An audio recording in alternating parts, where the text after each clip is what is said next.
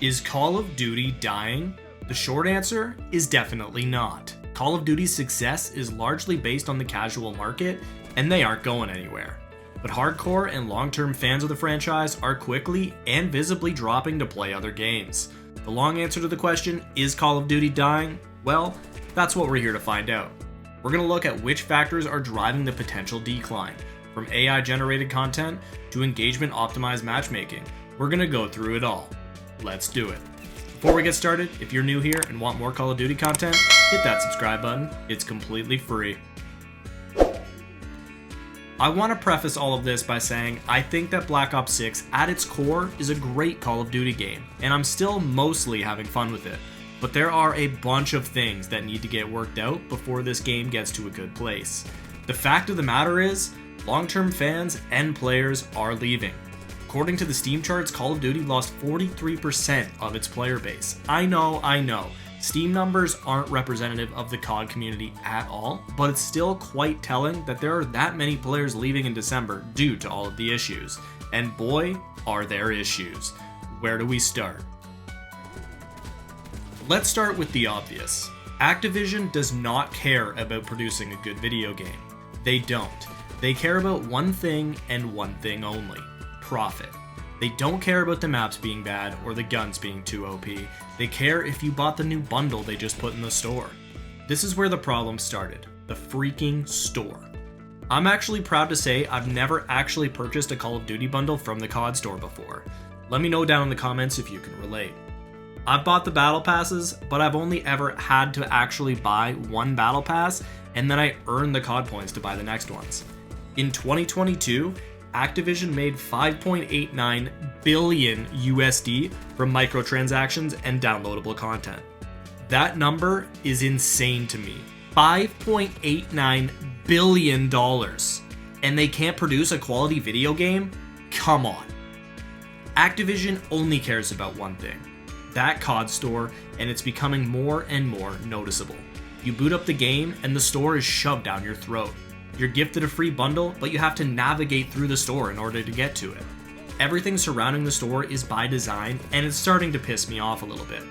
What pisses me off even more is that people actually buy all the bundles, mainly the big streamers. You're complaining about the game, but you're part of the issue. Stop buying the bundles. It's a first-person shooter. You can't even see your operator anyway, so at the end of the day, who gives a shit? Activision cares about one thing. That's the important takeaway here.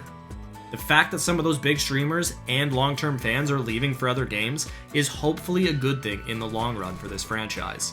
We may not be the largest portion of the player base, but we care about Call of Duty and we want it to succeed, not only in profit, but in product quality.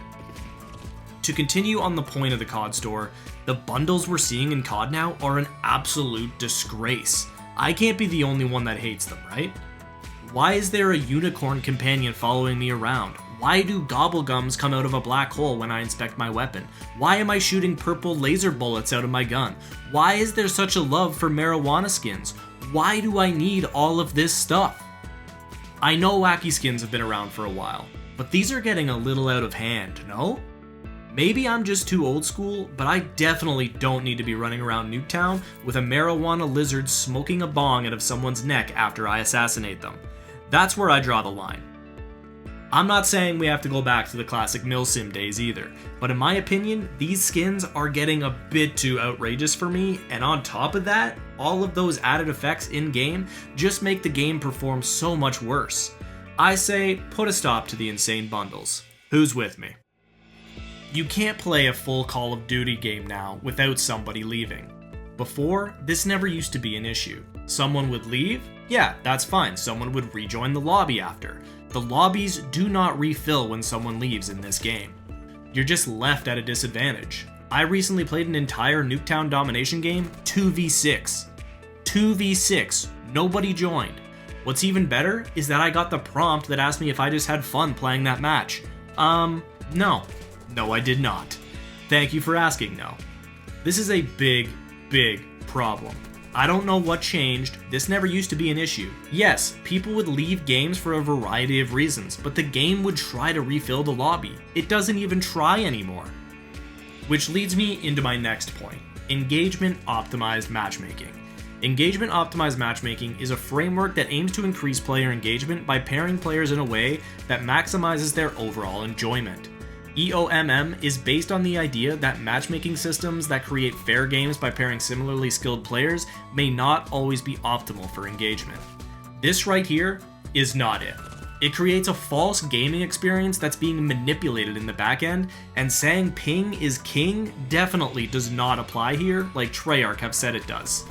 People aren't stupid. We know we're being manipulated by the system to have a premeditated gaming experience. You win 2 games and play well in those games, we're gonna make sure you get absolutely destroyed in your next game. But don't worry, you'll get a nice, easy lobby after that. I don't want my gaming experience to be like this. It's exhausting.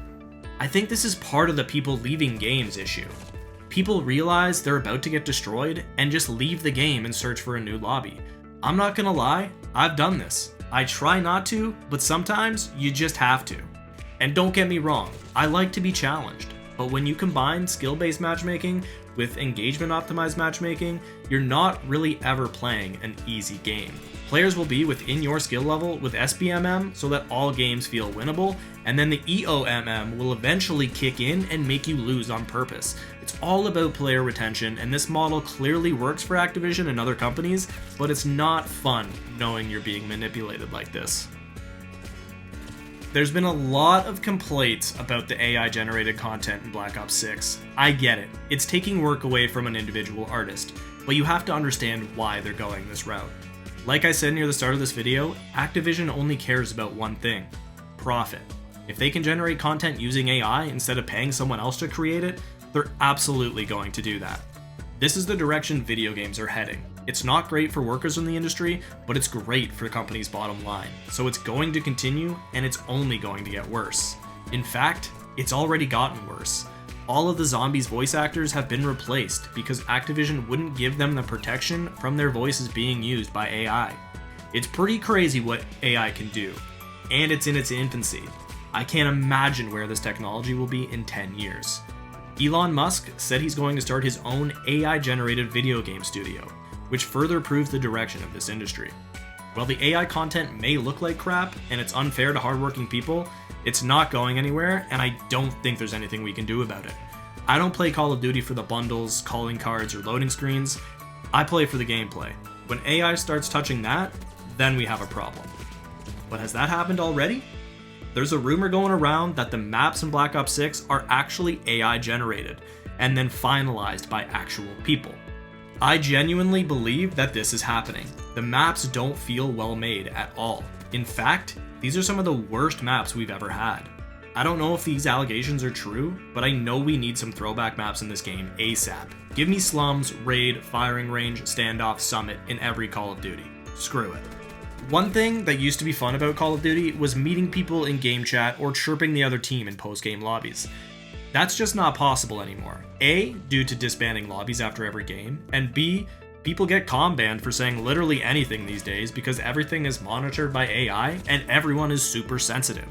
This leads to nobody talking in lobbies, not meeting new people, and no rivalries being built over multiple games. There's also just no consistency in anything with the profanity text. I was making a PP 919 class the other day and was renaming it PP. I'm not a child, my mind didn't even go there, and I couldn't even name it that. I get it to a degree, but no one is even gonna see that class name besides me. Are we all 2 years old that PP is now considered profanity? One thing that doesn't make sense in this game to me is the score streak cost. I know inflation is bad in real life, but did it have to hit the score streaks as well? Holy damn, 600 score for a UAV? What? 1050 for a Hellstorm? 1600 for a chopper gunner? I mean, come on, man. I'm past my prime. I can't get those streaks. Honestly, it's probably a good thing there's no score streak spam in this game because the amount of games people leave now is crazy. I've touched on a lot of issues so far, but I haven't even talked about the primary driver for people leaving the game: cheaters. Cheaters are literally roaming free in Warzone and multiplayer ranked play right now. They're rage crashing entire Warzone lobbies and beating pro Call of Duty players. The game is unplayable at the moment, and what have they said about it? They will be introducing new updates to the anti-cheat in Season 2 and Season 3. Pardon? Season 2 is still an entire month away, and Season 3 is 3 months away. The game does not have that long. It will actually be dead if this continues. It's unacceptable, and there's zero accountability. The anti-cheat does not work on a game of this scale. We need a new system, and we need it ASAP. I want to touch on one last thing here that I think has been holding Call of Duty back. The 3 main developers, Treyarch, Infinity Ward, and Sledgehammer Games, do not have a shared goal on where the franchise should be. Infinity Ward tends to favor the realism aspect a bit more, Treyarch the arcadey side, and Sledgehammer Games somewhere right in the middle. This is all likely going to change as Microsoft has appointed a new Call of Duty committee that will oversee and approve decisions put forth by the 3 developers. So if this committee wants Omni movement to stay, for example, Infinity Ward has no choice but to put it in their game. If they want to take the minimap out completely, they have to do it.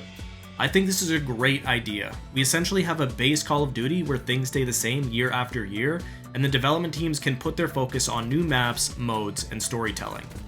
We need to decide on what we want Call of Duty to be going forward. I feel like it's going through an identity crisis at the moment, and nobody knows the way out. So to answer the question, is Call of Duty dying? Not yet. But if we continue down the path of Activision not caring about the community, outrageous bundles, engagement optimized matchmaking, too much focus on AI content, and hackers, it will likely die. People are leaving for other games. That's a fact. The developer communication this year has been terrible. That's a fact. And if they don't figure it out soon, the game we all grew up playing and loving will be gone. What do you guys think? Is Call of Duty dying? Let me know down in the comments, and if you're still here, thank you so much for watching. Hopefully I'll see you in the next video. We'll chat then.